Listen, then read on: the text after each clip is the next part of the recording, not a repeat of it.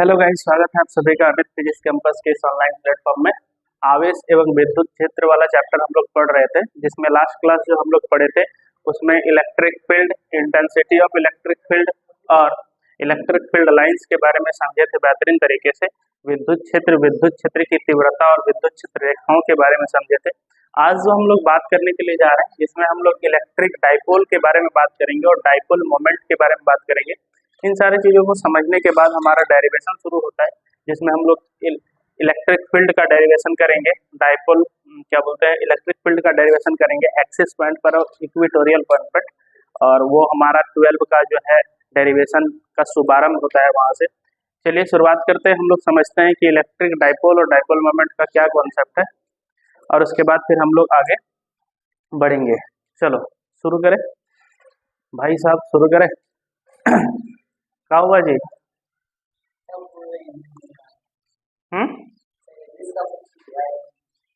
English का?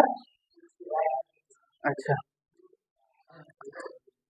चलिए sir.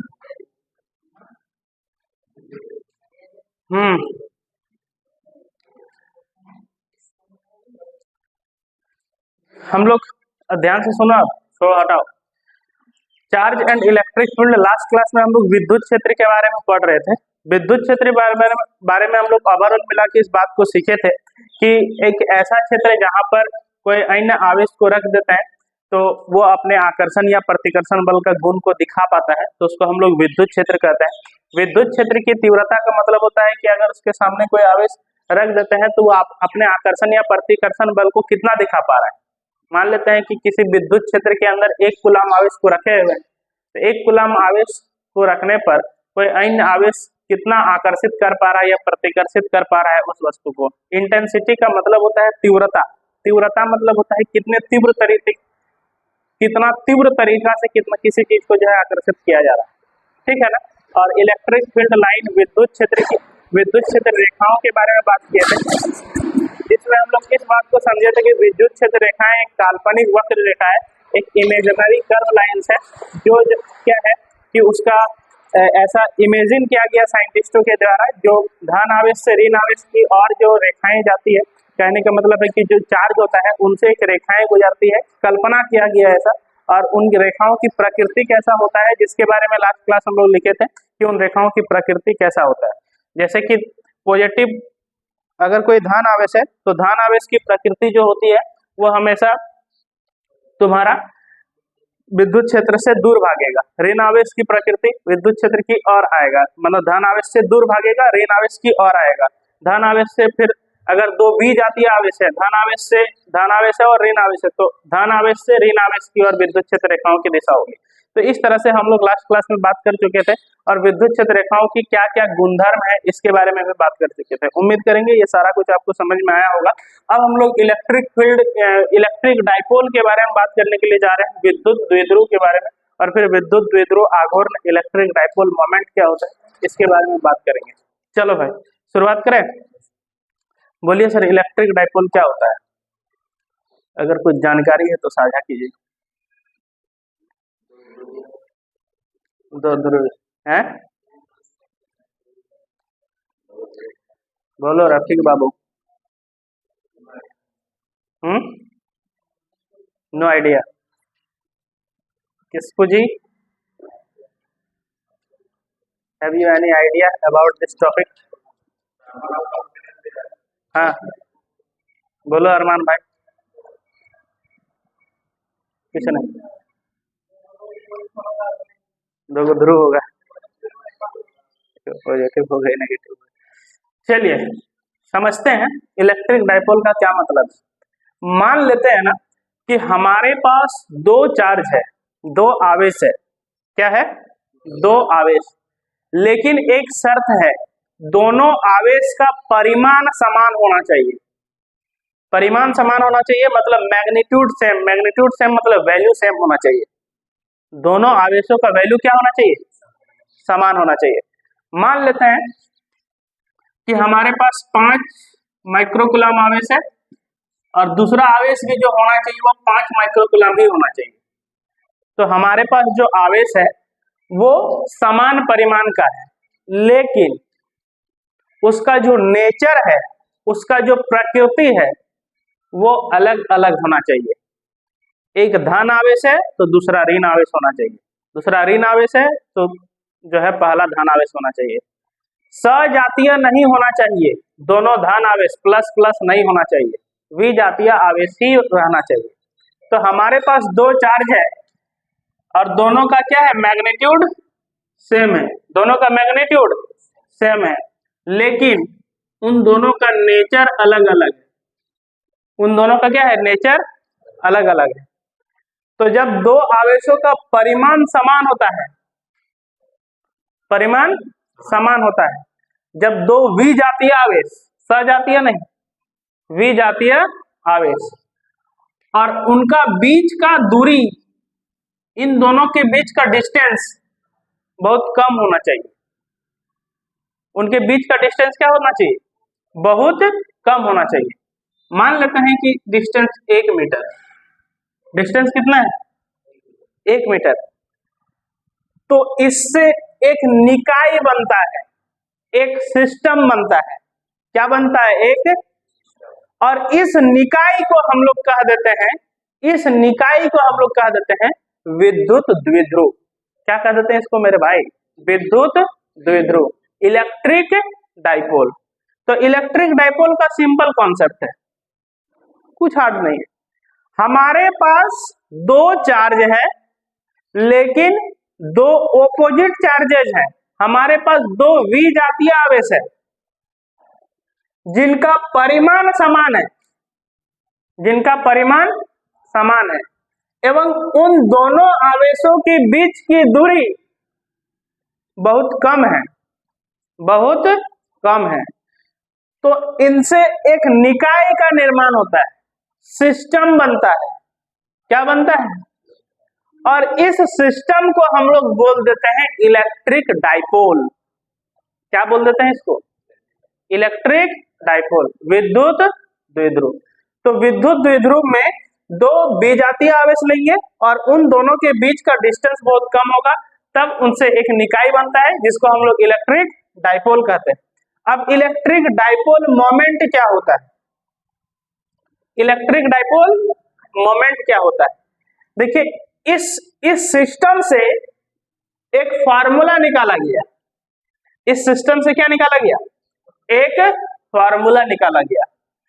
क्या फार्मूला निकाला गया कि बोला गया कि आप दोनों चार्ज तो हमारा मैग्नीट्यूड में सेम है, हमारे पास दो चार्ज है और उन दोनों चार्ज का परिमाण तो समान है, तो दोनों आवेशों में से किसी एक आवेश का परिमाण लीजिए, क्योंकि दोनों का तो परिमाण समान है रे भैया, दोनों का परिमाण क्या है, समान है।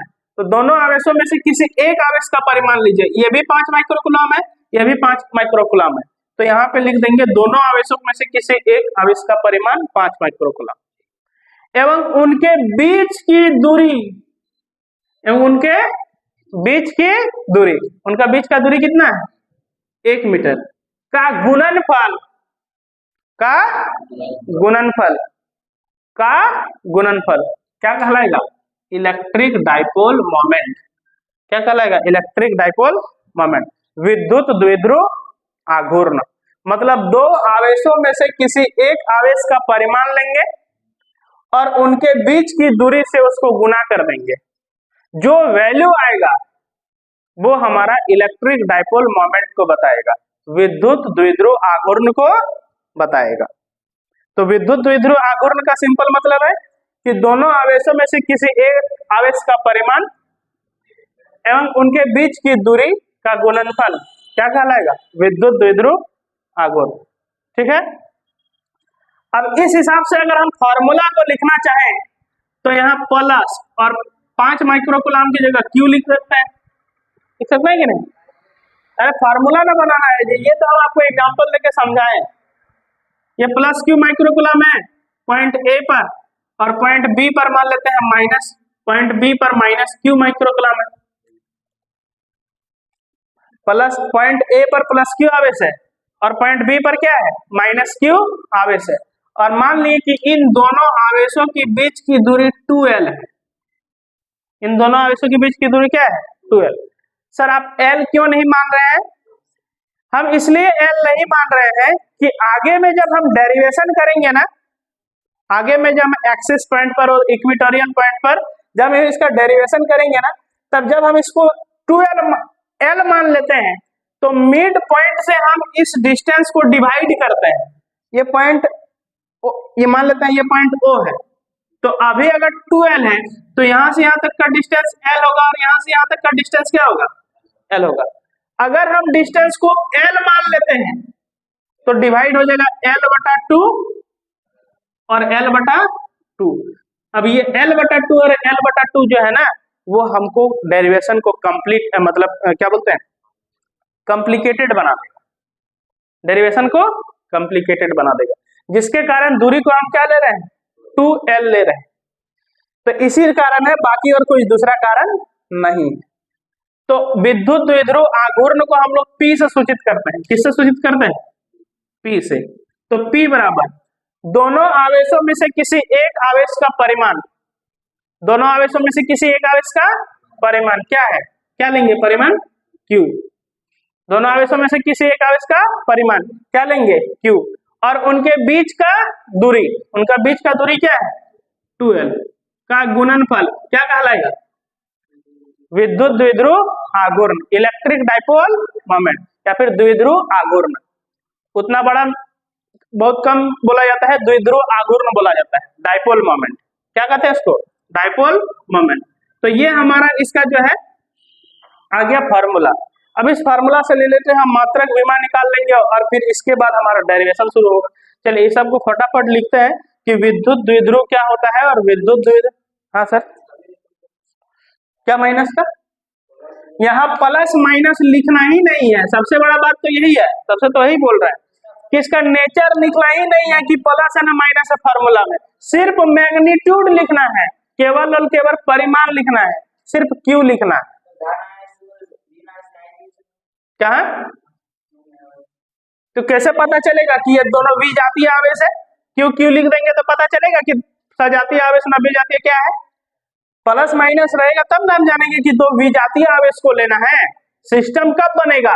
जब दो विजातीय आवेश को लेंगे और उनके बीच का दूरी बहुत कम है, तब हमारा इलेक्ट्रिक डाइपोल का एक सिस्टम बनेगा और उसको हम लोग कहेंगे इलेक्ट्रिक डाइपोल। चलिए लिखिए फटाक से विद्युत द्विध्रुव और विद्युत द्विध्रुव आघूर्ण के बारे में, फिर हम लोग डेरिवेशन करेंगे। तो ये हमारा विद्युत द्विध्रुव आघूर्ण के बारे में लिखा गया। अब यूनिट इसका देखते हैं। P इज इक्वल टू, ये Q है तो Q मतलब कूलम, Q मतलब कूलम, और लंबाई है तो लंबाई का मात्रक सेकंड होता है, लंबाई का मात्रक सेकंड नहीं होता है, क्या होता है? द्रव्यमान। क्या होता है ये? लंबाई का मात्रक kg होता है। हाँ बूढ़ा, तो ये हो गया मात्रक इसका कूलम मीटर, ठीक है। विमा, विमा क्या हो जाएगा? आवेश का मात्रक क्या होता है? 80, और इसका विमा क्या, लंबाई का विमा L, तो मात्रक हो जाएगा 80L, सॉरी विमा हो जाएगा 80L, मात्रक हो जाएगा कूलम मीटर, हो गया। चलिए अब हम लोग आते हैं डेरिवेशन में।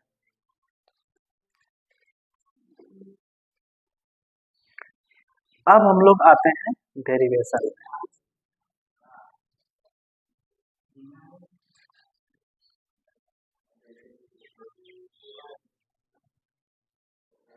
तो कुछ छूट नहीं रहा है।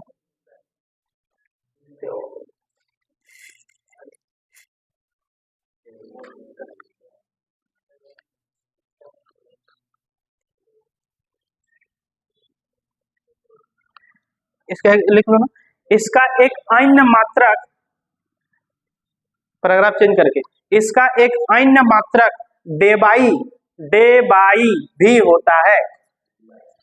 डेबाई, हाँ मात्रक विमा नहीं लिखा भाई, इसका एक अन्य मात्रक डेबाई भी होता है। एक कूलम मीटर बराबर 3 × 10 का पावर में 29 डेबाई होता है।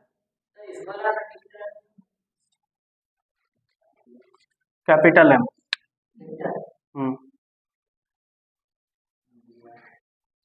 1 कूलम मीटर बराबर 3 गुना 10 का पावर में 29 डिवाइड होता है, ठीक ना। 1 कूलम मीटर बराबर कितना, 3 गुना 10 का पावर में 29 डिवाइड, लिख लिया भाई।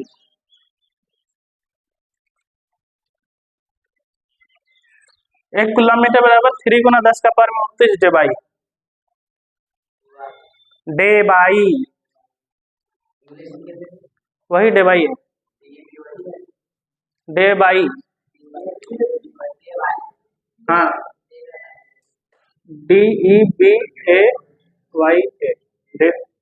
डेबाया हो गया ना, डेबाई, हाँ हो गया। चलिए अब लिखो, अगला डेरिवेशन शुरू करने के लिए जा रहे हैं हम लोग, ध्यान से समझना है और सीखना है। लिखिए क्वेश्चन, लिखिए विद्युत द्विध्रुव के, हाँ, विद्युत द्विध्रुव के अक्ष स्थिति में स्थित, विद्युत द्विध्रुव के अक्ष स्थिति में स्थित किसी बिंदु पर, विद्युत द्विध्रुव के अक्ष स्थिति में स्थित किसी बिंदु पर, विद्युत द्विध्रुव के अक्ष स्थिति में स्थित किसी बिंदु पर, विद्युत द्विध्रुव के अक्ष स्थिति में स्थित किसी बिंदु पर विद्युत क्षेत्र के व्यंजक को प्राप्त करें। किसी बिंदु पर विद्युत क्षेत्र के व्यंजक को प्राप्त करें। विद्युत द्विध्रुव के अक्ष स्थिति में स्थित किसी बिंदु पर विद्युत क्षेत्र के व्यंजक को प्राप्त करें। क्या करना है, व्यंजक प्राप्त करना है। क्या करना है भाई, व्यंजक प्राप्त करना है। और कहां पर प्राप्त करना है, अक्ष स्थिति में। किस स्थिति में, अक्ष स्थिति में, विद्युत द्विध्रुव के अक्ष स्थिति में। सबसे पहले हमको एक विद्युत द्विध्रुव बनाना पड़ेगा। सबसे पहले हमको क्या बनाना पड़ेगा, विद्युत द्विध्रुव। ध्यान से देखिए, चक्कर पकड़ कीजिएगा, कुछ नहीं बुझाएगा। हमको सबसे पहले एक विद्युत द्विध्रुव बनाना पड़ेगा। विद्युत द्विध्रुव कैसे बनाएंगे, एक लेंगे माइनस चार्ज और दूसरा लेंगे प्लस चार्ज। ये हम माइनस चार्ज ले लिए, ये हम प्लस चार्ज लेंगे। ये हमारा एक पॉइंट ए है, ये हमारा पॉइंट बी है, और इन दोनों आवेशों के बीच की दूरी कितना है, 2L है, ठीक है। तो ये हमारा क्या बन गया, विद्युत द्विध्रुव के अक्ष स्थिति में। किस स्थिति में, अक्ष स्थिति में। विद्युत द्विध्रुव के अक्ष स्थिति किसको कहेंगे, जिस लाइन पर, जहां पर हमारा इलेक्ट्रिक डाइपोल का एक सिस्टम बना है, जहां पर हमारा इलेक्ट्रिक डाइपोल का एक सिस्टम बना है, उस लाइन पर कोई एक पॉइंट लीजिए।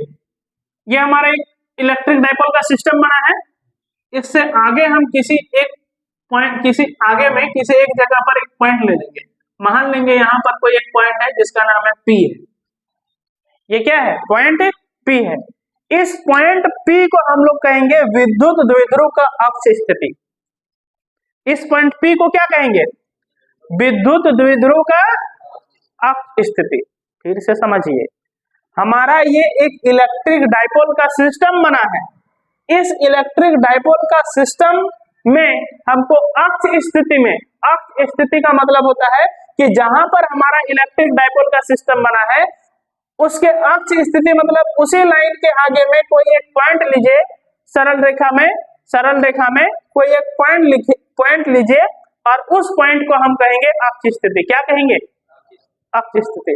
अब इस अक्ष स्थिति पर, मतलब इस पॉइंट P पर कितना विद्युत क्षेत्र उत्पन्न हो रहा है, कितना विद्युत क्षेत्र उत्पन्न हो रहा है, इस चीज को हमको वैल्यू निकालना है। इस चीज का क्या निकालना है, वैल्यू निकालना है कि पॉइंट P पर कितना विद्युत क्षेत्र उत्पन्न हो रहा है। पॉइंट P पर कितना विद्युत क्षेत्र उत्पन्न हो रहा है। सवाल समझ में आया, क्वेश्चन क्या बोल रहा है। सो क्वेश्चन सिंपल है। क्वेश्चन है कि हमको एक इलेक्ट्रिक डाइपोल का सिस्टम बनाना है और उसका अक्ष स्थिति लेना है। अक्ष स्थिति का मतलब ये होता है कि इस इलेक्ट्रिक डायपोल का सिस्टम का आगे में सरल रेखा में कोई एक पॉइंट ले लीजिए, हम एक पॉइंट ले लिए जिसका नाम है P, और इस पॉइंट P पर कितना विद्युत क्षेत्र उत्पन्न हो रहा है, कितना विद्युत इलेक्ट्रिक फील्ड प्रोड्यूस हो रहा है, इसका फॉर्मूला बता दीजिए कि कैसे पता करेंगे कि यहाँ पर कितना जो है इलेक्ट्रिक फील्ड उत्पन्न हो रहा है। ठीक है, अब जो भी हम बुद्धि लगाएंगे वो इस पॉइंट P पर इलेक्ट्रिक फील्ड का वैल्यू निकालने के लिए बुद्धि लगाएंगे। ठीक है, अब क्या क्या बुद्धि लगाते हैं उस बात को समझिए। सबसे पहले हम इन दोनों आवेशों का मिड पॉइंट को चुनेंगे। ये हमारा है मिड पॉइंट, क्या है मिडिल। इस पॉइंट का नाम दे दिए, मान लेते हैं O। क्या नाम दे दिए O। तो ये अगर ये टोटल 2L है तो यहां से यहां तक का डिस्टेंस क्या होगा L, और यहां से यहां तक का डिस्टेंस क्या होगा L। ठीक है, और मान लेते हैं कि पॉइंट O से P तक की जो दूरी है वो मान लेते हैं R है। पॉइंट O से P तक की दूरी कितना है R है। पॉइंट O से P तक की दूरी कितना है R है। अब देखिए, सबसे पहले हमको प्लस Q आवेश के कारण P बिंदु पर विद्युत क्षेत्र चाहिए, प्लस Q आवेश के कारण P बिंदु पर विद्युत क्षेत्र, और माइनस Q आवेश के कारण P बिंदु पर विद्युत क्षेत्र, और दोनों जब आ जाएगा तो उसका रिजल्टेंट निकाल देंगे। क्या निकाल देंगे, परिणामी वैल्यू निकाल देंगे। तो देखिए ये पॉइंट हमारा B है और ये पॉइंट P है, तो B से P तक का डिस्टेंस कैसे निकालेंगे, B से P तक का दोनों का निकालेंगे। हाँ, दोनों का निकालेंगे। पहले AP का भी निकाल सकते हैं, कोई दिक्कत नहीं।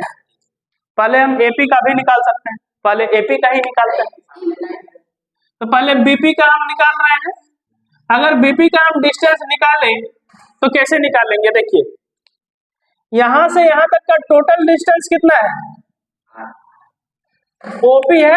हम बोल सकते हैं यहां से यहां तक को टोटल OP बोलेंगे, OP बोलेंगे कि नहीं। अगर O से P में से OB को घटा देंगे तो क्या हमको BP मिलेगा, OP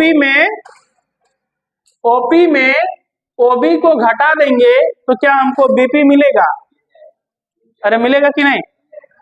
टोटल OP में क्या घटा देंगे, OB घटा देंगे तो क्या मिलेगा, अरे क्या कर रहे हैं यहाँ पे विराट पेपर। तो BP बराबर O से P तक का डिस्टेंस कितना है R है, माइनस O से B तक का डिस्टेंस कितना है L। तो BP कितना आ जाएगा R माइनस L। ध्यान से सीख लीजिए, BP कितना आ जाएगा R माइनस L। अब हमको AP चाहिए, क्या चाहिए AP। अगर हमको AP निकालना है तो इस O से A जोड़ देंगे और O से P जोड़ देंगे, मतलब AO plus OP, AO plus OP। अगर A से O और O से P में जोड़ देंगे तो हमको मिलेगा कि नहीं AP का डिस्टेंस, अरे बोलिए मिलेगा कि नहीं। हाँ ABR तुमको कहां से कहां तक के लिए चाहिए, A से P तक का डिस्टेंस चाहिए ना, तो तुम प्लस Q से माइनस Q को क्यों जोड़ेगा, मिड पॉइंट से ना जोड़ेगा जी। तुमको मिड पॉइंट से हम डिस्टेंस लिए हैं R, तो हम क्या जोड़ देंगे A से O प्लस O से P। ध्यान से देखिए AP बराबर A से O तक का डिस्टेंस कितना है, A से O तक का डिस्टेंस L है, प्लस O से P तक का डिस्टेंस कितना है R है। तो ये हमारा आ गया, इसको हम ऐसे भी लिख सकते हैं AP बराबर R प्लस L। तो BP का डिस्टेंस कितना आया R माइनस L, और AP का डिस्टेंस कितना आया R प्लस L। ये डिस्टेंस हमको सबसे पहले निकालना, तो ये हमारा आ जाएगा R माइनस L। चक्कर पकड़ करेगा तो कुछ और नहीं बुझाएगा, ये हो जाएगा R प्लस L। ठीक है, तो ये हमारा डिस्टेंस निकल गया। अब हम माइनस Q आवेश के कारण विद्युत क्षेत्र निकालेंगे और फिर प्लस Q आवेश के कारण विद्युत क्षेत्र निकालेंगे, मतलब किसी का भी निकाल सकते हैं, पहले प्लस Q दूसरा माइनस Q। अगर हम प्लस Q आवेश के कारण विद्युत क्षेत्र निकालेंगे तो E प्लस Q बराबर, देखिए हम एक फार्मूला लिखेंगे E बराबर KQ अपॉन में R स्क्वायर। विद्युत क्षेत्र पढ़े हैं, इलेक्ट्रिक फील्ड के बारे में पढ़े हैं, उसमें आपका एक फॉर्मूला आया था E is equal to F बटा क्यू नॉट, और इसको सॉल्व करके हमारा आया था E is equal to K Q upon में आर स्क्वायर। देखे हैं कि नहीं देखे हैं? तो E प्लस क्यू आवेश के कारण विद्युत क्षेत्र निकाल रहे हैं। किसके कारण? प्लस क्यू आवेश के कारण। तो K है तो K रहने दीजिए, सिर्फ और सिर्फ परिमाण लिखना है, प्लस माइनस से हमको मतलब नहीं है। प्लस क्यू मतलब यहाँ पे Q लिख देना है, बटा आर स्क्वायर मतलब यहाँ से यहाँ तक का डिस्टेंस, B से P तक का डिस्टेंस। किसका डिस्टेंस? B से P तक का डिस्टेंस। प्लस क्यू आवेश के कारण B से P तक का डिस्टेंस हमको पता है कि नहीं? अरे हमको पता है कि नहीं जी? क्या है? R माइनस एल का होल स्क्वायर हो जाएगा। R माइनस एल का क्या हो जाएगा? होल स्क्वायर हो जाएगा। ये हमारा प्लस क्यू आवेश के कारण विद्युत क्षेत्र आया। किसके कारण? अब हमको माइनस क्यू के कारण विद्युत क्षेत्र निकालना है। क्या करना है? माइनस क्यू के कारण विद्युत क्षेत्र निकालना है, मतलब E माइनस क्यू बराबर के, और सिर्फ परिमाण लिखना है, माइनस प्लस से टेंशन नहीं आता, यहाँ पे लिख देना है Q। तो के क्यू बटा आर स्क्वायर मतलब A से P तक का डिस्टेंस। क्या चाहिए? A से P तक का डिस्टेंस मतलब AP का स्क्वायर। तो E माइनस क्यू बराबर के क्यू, और AP को हम क्या लिख सकते हैं? AP को हम लिख सकते हैं R प्लस एल का होल स्क्वायर। तो देखो हमको प्लस क्यू आवेश के कारण विद्युत क्षेत्र और माइनस क्यू आवेश के कारण विद्युत क्षेत्र दोनों हमको आया कि नहीं आया? दोनों हमको आ गया। प्लस क्यू के कारण विद्युत क्षेत्र, माइनस क्यू के कारण विद्युत क्षेत्र हमको आया कि नहीं आया? आ गया। अब हमको इसका रिजल्टेंट निकाल देना है। अब हमको क्या करना है? रिजल्टेंट निकाल देना है। रिजल्टेंट निकालने के लिए क्या करेंगे? E माइनस क्यू को घटा देंगे E प्लस क्यू से। E माइनस क्यू से क्या कर देंगे? घटा देंगे। परिणामी निकालना है। क्या निकालना है? किस बिंदु से? पॉइंट O से। तो इसके लिए उसको हमको घटाना पड़ेगा। क्या करना पड़ेगा? अब दोनों का वैल्यू हमको पता है, प्लस क्यू के कारण भी विद्युत क्षेत्र और माइनस क्यू के कारण भी विद्युत क्षेत्र, दोनों का वैल्यू पुट करके सॉल्व कर देंगे, हमारा डेरिवेशन कंप्लीट हो जाएगा। चलिए ठीक है, 0 हो जाएगा तो देखते हैं क्या होगा। लिखना शुरू करें? लिखना शुरू करें? क्या बोला जी? फिर से समझाएंगे तो लिखेगा कब? पहले लिख लो। एगो डेरिवेशन यदि 2 बार समझाएंगे तो 10 साल में भी खत्म नहीं होगा। वो नहीं होगा। एगो डेरिवेशन यदि हम 10 बार समझाएंगे तो 2 अक्षर में भी फिजिक्स कंप्लीट नहीं होगा। चक्कर पकड़ कर रहा है, खाया बन रहा है, फिर से समझाइए। शैतान अभी शुरू हुआ है, अभी डेली लगातार अब डेरिवेशन ही चलेगा। चलो इस फिगर को बना पहले, ऊपर वाला फिगर बनाओ।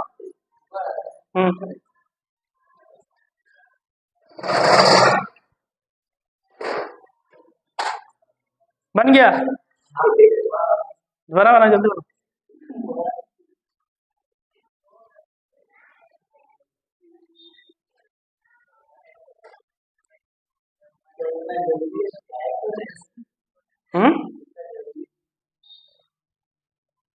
इतना जल्दी हम काहे कर रहे हैं?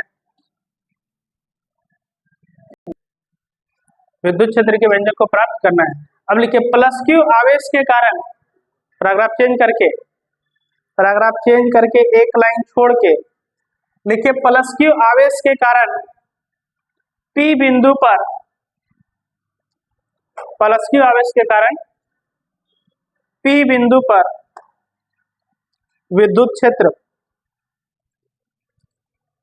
प्लस क्यू आवेश के कारण P बिंदु पर विद्युत क्षेत्र, प्लस क्यू आवेश के कारण P बिंदु पर विद्युत क्षेत्र, प्लस क्यू आवेश के कारण P बिंदु पर विद्युत क्षेत्र जो है उसको लिख लीजिए।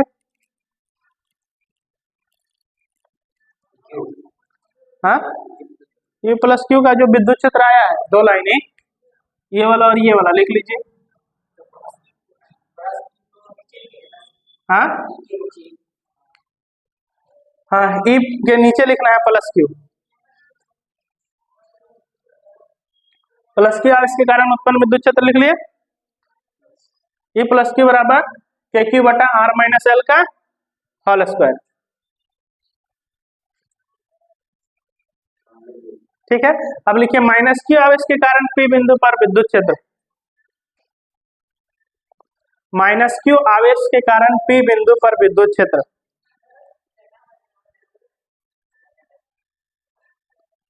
माइनस क्यू आवेश के कारण पी बिंदु पर विद्युत क्षेत्र,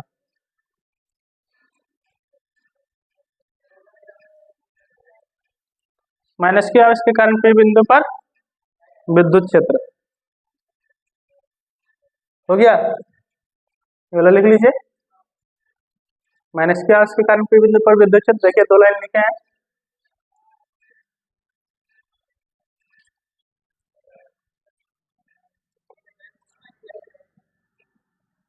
ठीक है, ठीक है ना। जब आप फेयर वेयर बनाइएगा तो देखिए, जब बीपी का डिस्टेंस यहाँ पे निकाले हैं ना, तो यहाँ पे वाला साइड में जब प्लस क्यू के कारण लिखे हैं तो ये वाला यहाँ पे साइड में दिखा दीजिएगा। ओपी में वहां पे अलग से दिखाने की जरूरत नहीं है, बस यहाँ पे साइड में दिखा दीजिएगा। जो साइड में फिगर बनाने के बाद लिखा ना वो वाला, बस साइड में वाला लिख देगा तो समझ में आ जाएगा। दोनों करेगा तो भी कोई बात नहीं है, देखने में थोड़ा अल्टर लगेगा, ज्यादा सुंदर नहीं बनेगा, दिखेगा नहीं। चलिए, तो ये हो गया हमारा माइनस के आवेश के कारण पी बिंदु पर विद्युत क्षेत्र। अब लिखिए पी बिंदु पर परिणामी विद्युत क्षेत्र, अतः पी बिंदु पर परिणामी विद्युत क्षेत्र कहा हुआ नया नहीं लिखिए, अतः पी बिंदु पर परिणामी विद्युत क्षेत्र। चिंता करते रह जाइएगा, समझने का प्रयास कीजिए, जीवन में कभी समझ के पढ़वे नहीं किए। अतः पी बिंदु पर परिणामी विद्युत क्षेत्र, पहली बार समझ रहे हैं कोई भी चीज है। अतः पी बिंदु पर परिणामी विद्युत क्षेत्र, ई बराबर क्या निकालना है, ई प्लस क्यू से घटा देना है ई माइनस क्यू को। ई प्लस क्यू से क्या करना है, ई माइनस क्यू को घटा देना है। क्या करना है, ए प्लस क्यू को ए माइनस क्यू से क्या करना है, घटा देना। अब देखिए घटाइएगा कैसे,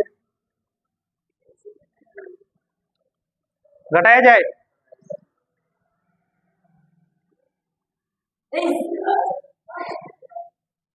क्या हुआ जी, लो तो तब से क्या कर रहा था, लिखा था कि नहीं लिखा था। चलो, परिणामी विद्युत क्षेत्र, ध्यान से देखो अब बाबू, परिणामी विद्युत क्षेत्र, परिणामी विद्युत क्षेत्र ई बराबर, यहां से कर रहे हैं, ई बराबर हो जाएगा E plus Q minus E minus Q. चलो जी, ई प्लस क्यू का वैल्यू बता, ई प्लस क्यू का वैल्यू के क्यू बटा आर माइनस एल का whole square, minus E minus Q का हल कर, नहीं समझेगा तो कुछ नहीं बुझाएगा, ध्यान से देख लो, आर प्लस एल का होल स्क्वायर। तो ई बराबर, यहाँ से के क्यू कॉमन ले सकते हैं, आ गया कॉमन, तो हो जाएगा 1 बटा आर माइनस एल का होल स्क्वायर माइनस 1 बटा आर प्लस एल का होल स्क्वायर। तो ये आ गया हमारा ई बराबर के क्यू, और यहाँ आर माइनस एल का होल स्क्वायर है, यहाँ आर प्लस एल का होल स्क्वायर है, ये हो जाएगा आर माइनस एल का whole square into R plus L का होल स्क्वायर। यहाँ माइनस है, माइनस माइनस कैंसिल हो जाएगा, तो क्या हो जाएगा आर प्लस एल का होल स्क्वायर माइनस, यहाँ आर प्लस एल का होल स्क्वायर है, यहाँ भी आर प्लस एल का होल स्क्वायर है, क्या हो जाएगा आर माइनस एल का होल स्क्वायर। एलसीएम नहीं जानता है भाई, एलसीएम लिए दोनों आपस में गुना हो गया, ये माइनस माइनस कैंसिल हो गया, तो ये एक इसके साथ गुना हो जाएगा, प्लस प्लस कैंसिल हो गया, तो एक आर माइनस एल का होल स्क्वायर के साथ गुना होगा, एक को किसी के साथ गुना करेंगे तो वही तो होगा। चलिए, तो ये हो गया ई बराबर के क्यू और आर प्लस एल का होल स्क्वायर, ये ए प्लस बी का होल स्क्वायर में टूट सकता है, तो ये हो गया A square plus B square मतलब एल स्क्वायर प्लस 2ab मतलब 2rl minus R minus L का होल स्क्वायर, ये ए माइनस बी का होल स्क्वायर में टूट सकता है, अरे बोलिए ना, R square minus 2rl plus B square. ठीक है, अब देखिए ये a minus B into A plus B के फॉर्म में है, a minus B into A plus B का फॉर्म में है, a minus B into A plus B क्या होता है, A square minus B square. तो यहाँ पे स्क्वायर है ऑलरेडी, यहाँ पे क्या है स्क्वायर है, तो ध्यान दीजिए ए स्क्वायर मतलब आर का स्क्वायर माइनस बी स्क्वायर मतलब एल स्क्वायर का स्क्वायर हो जाएगा। क्यों होगा? क्योंकि स्क्वायर है ऑलरेडी, इसीलिए। समझा कि नहीं? दोनों में स्क्वायर है रे भाई, आर प्लस एल का होल स्क्वायर और आर माइनस एल का होल स्क्वायर, दोनों में स्क्वायर है। इसको ऐसे रहने दो, R plus L into R minus L, R minus L, और ये पूरा का होल स्क्वायर अभी रहने दो। देखो ए प्लस बी इंटू ए माइनस बी क्या हो जाएगा? ए स्क्वायर माइनस बी स्क्वायर, और ये पूरा का माथा में स्क्वायर है, तो पूरा का माथा में स्क्वायर है ये। समझा कि नहीं? हाँ, अरे बोलो ना रे भाई, हाँ या ना। चलो तो ये हो गया हमारा। अब इसको सॉल्व करते हैं फटाफट। ई बराबर के क्यू, खाली मैथ है अभी, R square plus L square plus 2RL। अभी ब्रैकेट हटेगा तो साइन चेंज होगा, माइनस का आर स्क्वायर माइनस माइनस क्या हो जाएगा plus 2RL minus plus minus L square बटा R square minus L square का होल स्क्वायर।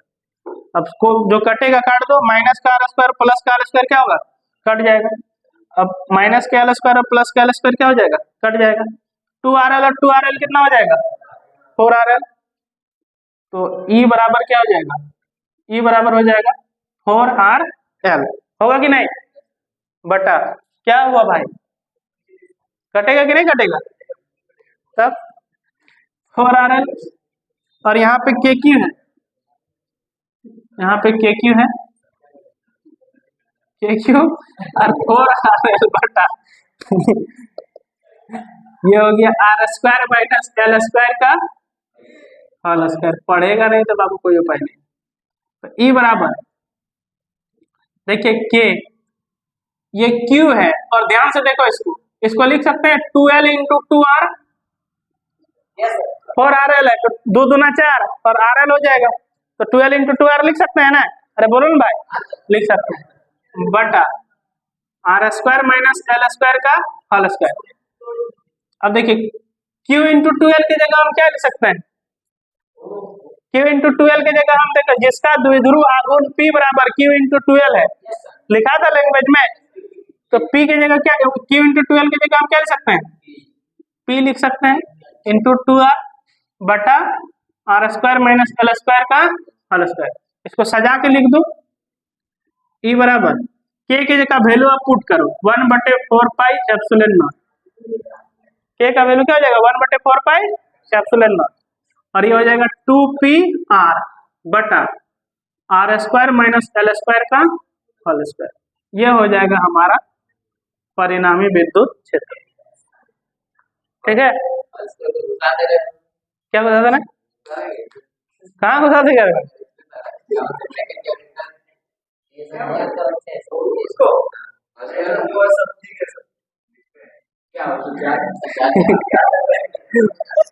ये हो गया P बिंदु पर परिणामी विद्युत क्षेत्र। ये तो एकदम आसान है भाई, अभी तो शुरुआत हुआ है। ये एकदम आसान डेरिवेशन है, ये कॉम्प्लिकेटेड नहीं है। ठीक है, लेकिन आप किस नजरिए से देख रहा है वो देखो। तो ये हमारा आ गया P बिंदु पर परिणामी विद्युत क्षेत्र।